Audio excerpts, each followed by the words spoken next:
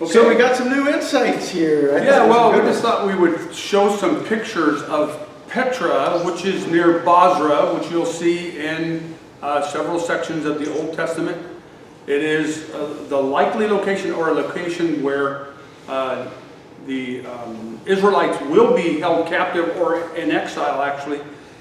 It does say that they will be in Bozrah, okay? And so this Petra region in Jordan is there. You can see the high caverns here. And then see those little dots down at the bottom? Those are people. So that's how big this is. I love pictures.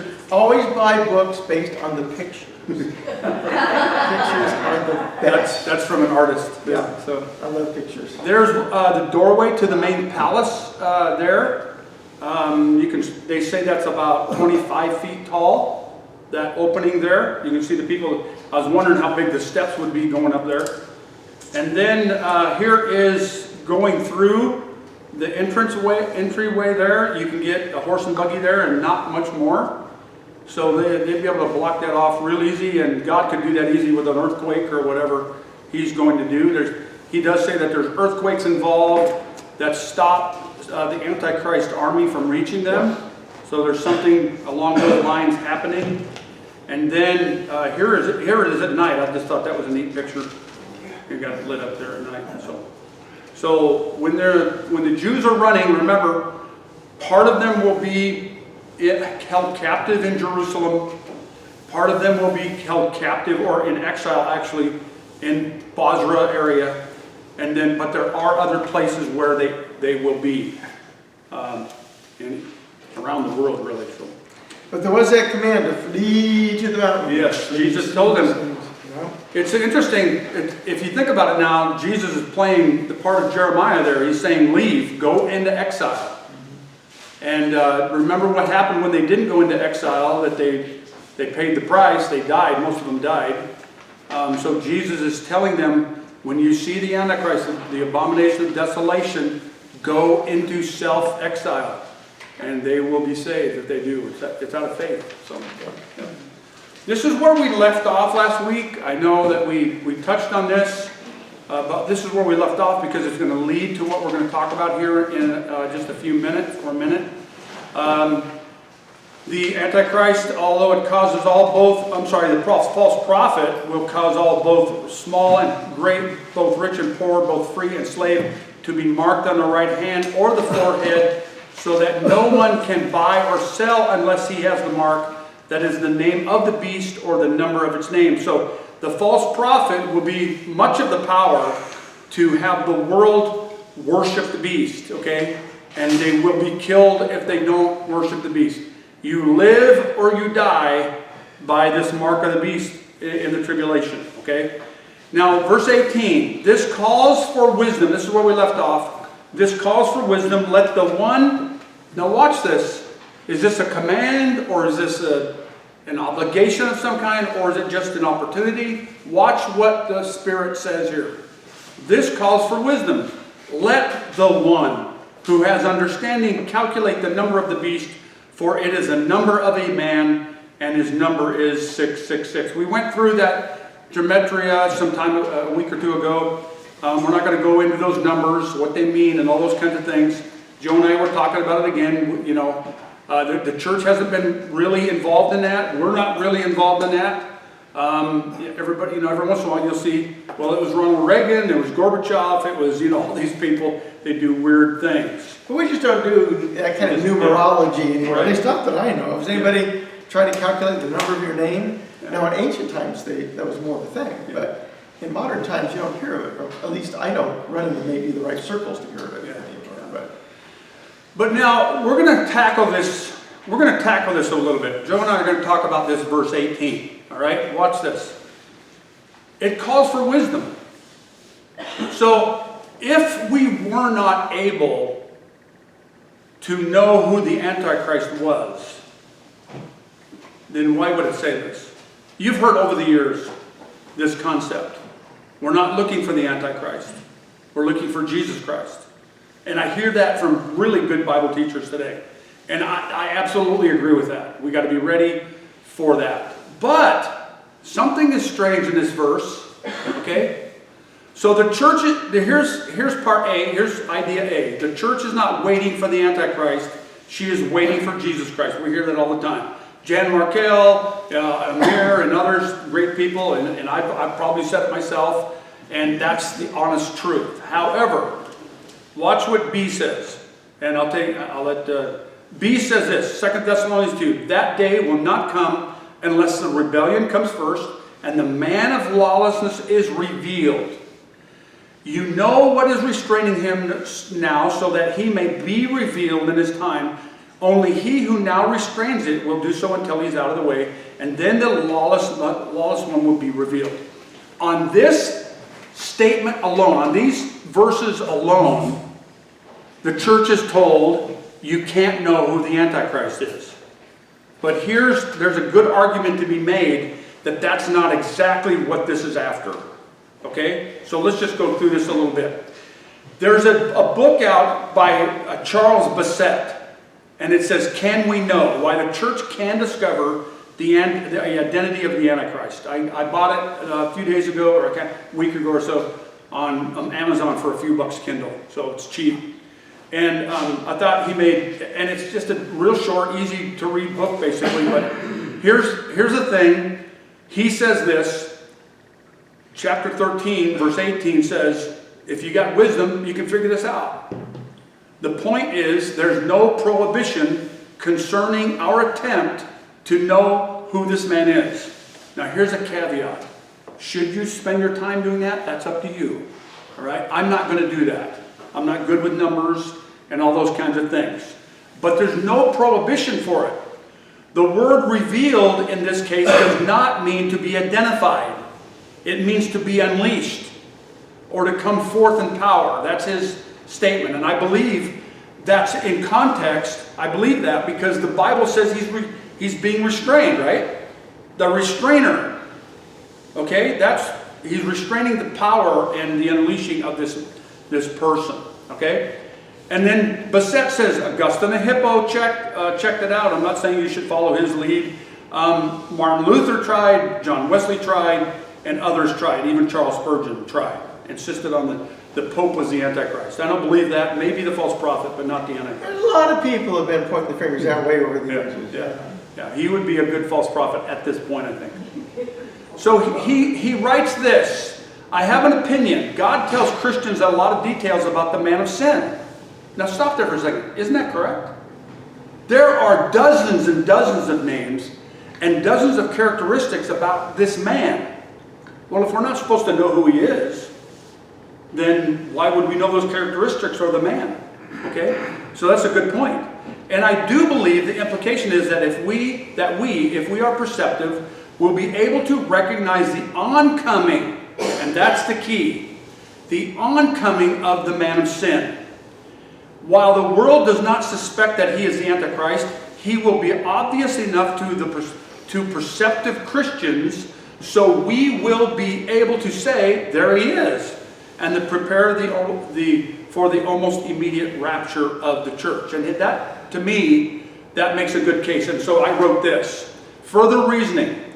The Antichrist will not simply leap to the scene and suddenly be rich, powerful, and mighty. He will at first be obscure, but he will rise in power. Even Hitler and Mussolini and Napoleon had a rise. The delusion, inability to identify has always been the case for unbelievers, not the believer. Okay? So the believer knows who this person is. We know the characteristics of this person, and there's no prohibition to know that. So let's say he's alive today, which many people think he is. Who knows? He lives in Europe, and all of a sudden he comes up and he starts buying armies and he starts doing certain things, and you and I are going to go, whoa, now who's this guy? And then we start looking at who this guy is and stuff, and start thinking, and then the rapture happens. See? But it's even before he makes the covenant or strengthens the covenant, and that's the primary issue in Daniel 9:27. He strengthens the covenant. Then starts the tribulation. Not identifying who this person is, per se. That doesn't mean we will. Okay, let's make that clear. That doesn't mean we will, but there's no prohibition for it. Okay? All right. So you want to show Sure. the changes between chapter 13 and 14 here. Yeah. So we have identified here the enemies who are at work out of Revelation 13. So remember, we had the dragon on the beach. You're standing on the beach side, and you saw the beast rising up out of the sea. He described him as a beast with 10 horns, which seem to indicate 10 nations, 7 heads, which seem to indicate 7 leaders. A mortal wound, which was interesting, and that is something that becomes healed. The whole earth marvels and follows the beast, so you'll be popular. The earth will be marveling at him. They worship the dragon. So this, to me, almost sounds like an overt worshiping of Satan, an overt worship, kind of a paganism that returns. He has a haughty mouth. He utters blasphemy. He exercises authority for 42 months, 3.5 years. He is given power. He was allowed to make war on the saints. All who dwell on the earth will worship it. Another beast rises out of the earth. This beast is the one we believe is the false prophet. Yep. And that makes the earth's inhabitants to worship the first beast and performs great signs. Now these would seem to be miraculous signs, even signs that kind of parallel, if you will, some of the Old Testament things, fire coming down from heaven, and that sort of thing. Before we go on, it's interesting. It says he exercises authority for 42 months, but that's only 3.5 years. So where's the other 42 months if it's a 7-year tribulation? I believe that the Antichrist is possessed at the 42-month point.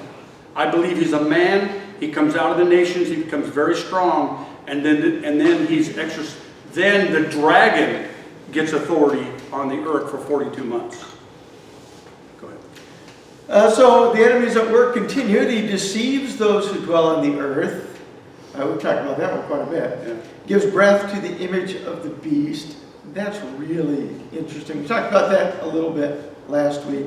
It seems to be more than just a robot or automaton. It's something that has breath. Yeah. That's a sense of something that has life. Yeah. Causes those not worshiping to be slain. No one without the mark can buy or sell. The mark is his name and the number of his name, which is 666. Yeah. I showed on Sunday night here a clip of what's called a giant man. They're calling it giant man. Is basically AI. He can talk. He's got a digital flesh.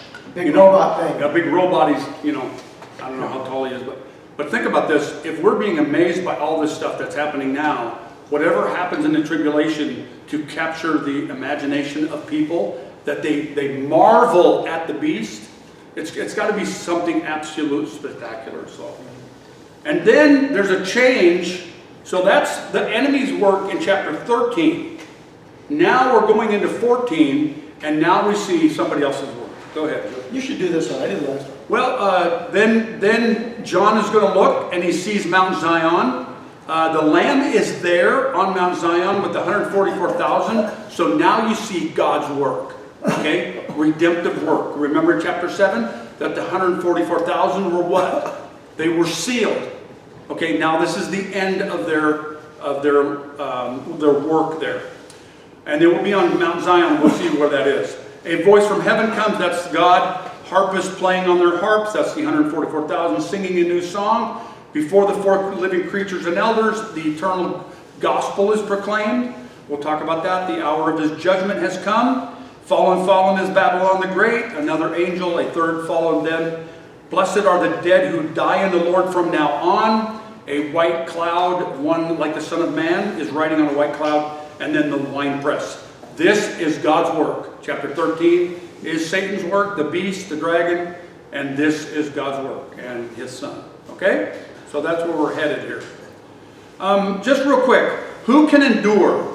Revelation 13:4, and they worship the beast, saying, who is like the beast and who can fight against it? Revelation 6:17, the great day of the wrath has come, and who is able to withstand it? Joel 2:11, for the day of the Lord is great and very dreadful. Who can endure it? Jeremiah 10:10, the nations cannot endure his indignation. That's God's indignation. And then Revelation 14:1, then I looked, and behold, on Mount Sinai, these 144,000. So the ones that are sealed can endure. They're able to endure, but they must endure as well. But the point here is that the great day, verse 6:17, it's God's day. But Satan is going to say, who can, the people of the earth, who can make war against the beast? They continue to try to compare themselves to God. The Satan will do that. The Antichrist will do that. I think at this point, Joe, and I showed you this. I want you to go ahead and just talk to this a little bit. This is the comparing, right? Go ahead. All right, so we're comparing here in Genesis 11. This is like Babylon, right? Yep. And we were talking about Nimrod. I kind of threw out the idea, well, maybe he was a good guy, he's before the face of God, doesn't say a whole lot. And we looked at the Bible, and there was just not much of a chance he was a good guy. He comes across as a bad guy. So come, let us make bricks. Making bricks was never really a good thing in the Bible. We talked about that. I know if you're a child in Israel under the Egyptians, it was not a good thing. And here, making the Tower of Babel is not a good thing. So anyhow, come, let us build ourselves a city. Let us make a name for ourselves. All this prideful stuff. Come, let us make our father drink wine. Come, let us sell him to the Ishmaelites. That's Joseph, Noah, and then Joseph. Come, let us deal shrewdly with them.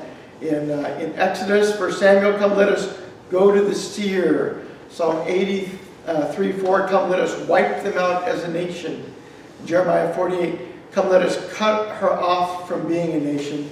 And Matthew 21:38, this is the heir, come, let us kill him and have his inheritance. So this is the spirit of the devil, this is the spirit of the world, and his attitude of what he wants to be. He wants to be above the Most High. Yeah. And so they're always mirroring what God is doing. They're always taking his order. They took the archangel idea, the Trinity idea, and so watch what Elohim says. Elohim has already said, let us make man. Come, let us go down and confuse them. And so on, and then it goes down to Samuel, and it goes down to the Israelites, it goes to Nehemiah. Whoever's on God's side is saying, well, come, let us build the wall of Jerusalem. Come, let us go to Jerusalem and worship the Lord. You see, the two, come, let us, come, let us. There's this kind of divine conspiracy of God saying, come, let us do this, and we have to join in him. On church on Sunday morning, come, let us worship together. Come, let us go up to the house of the Lord. That's the kind of idea. And you got to pick a side and say, what are we going to do? Come, let us do this. And then real briefly, in Isaiah 14, I couldn't help it here. When I got to that, it reminded me of the 5 I wills in Isaiah 14, where Satan says, I will. Okay, let me read this real briefly. 14:12-14. How art thou fallen from heaven, O day star, son of the morning? Remember that. We're going to run into that revelation. How art thou cut down to the ground? Thou didst lay low the nations, and thou saidst in thy heart, I will ascend to the heavens. I will exalt my throne above the stars of God. I will sit upon the mount of congregation in the uttermost parts of the north. Remember that. He's sitting in the congregation. That's God's counsel. He wants to overdo God's counsel. I will ascend above the heights of the clouds. That's where Jesus Christ is going to be, coming back on the clouds. I will make myself like the Most High. Now, I want a show of hands. How many have heard of the 5 I wills of Satan in the past? Okay, several. Okay, most of us have. But watch. We never hear this part. Yahweh responds in the same chapter. In the same exact chapter. I will rise up against them. I will cut them off from Babylon, which is a clue. You're going to need that clue here in a minute. I will make it a possession of the hedgehog. I will sweep it with the broom of destruction. I will break the Assyrian. You'll need that clue in a few minutes here as well. So you see what's happening? You have the principalities and powers of the air. And God, they're trying to dethrone God. And they're created beings, and yet they have this kind of pride and arrogance that they can get along and do it. So anyway, that's where we went with that. So Revelation 14, then I looked, and behold, on Mount Zion stood the Lamb with 144,000, who had his name and his Father's name written on their foreheads. And I heard the number of the sealed, 144,000, sealed from every tribe of the sons of Israel. Remember the 666 on the foreheads, so now God's got his marked people. These are from chapter 7, verse 4, where he seals them. And remember, Satan's kind of doing the same thing, just like they did in chapter 10 of Ezekiel, where God marks his saints. Okay? So here is going to be the end of the, this is the end of the parentheses, by the way, where you're talking about the chronology of the tribulation, but then you got this parentheses between chapters 11 and 14. And this is the end of it, and you've got the 144,000 standing on Mount Zion. Now the question is, where is Mount Zion? And some people will say, well, that's the heavenly Jerusalem. And some will say that's the earthly Jerusalem. And so the Bible is pretty clear about where it's at. So 2 Samuel 5, David took the stronghold of Zion, that is the city of David. Isaiah 18:7, Mount Zion, the place of the name of the Lord of hosts. The temple is there. Isaiah 33:14, the sinners in Zion are afraid. Trembling has seized the godless. So Zion is on the planet. It's in Jerusalem. It's in Jerusalem. But it's not quite that simple. Remember that there is some kind of mirroring going on between heaven and earth. Okay? So we'll get to that here in a second. There's just some more verses concerning